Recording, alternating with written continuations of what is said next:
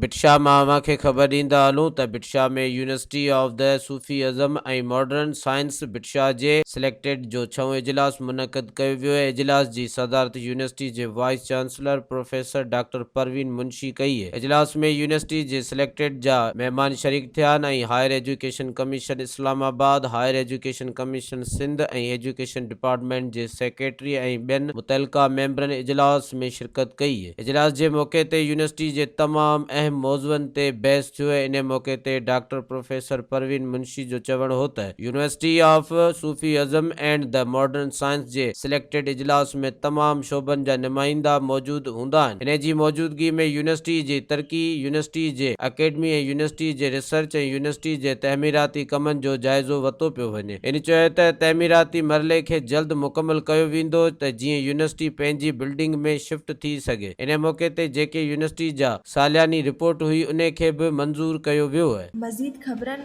ऐं तफ़सीलात लाइ विज़िट कयो असांजी वेबसाइट www.awamiNewsHD.com ऐं ॾिसंदा रहो अवामी न्यूज़ HD।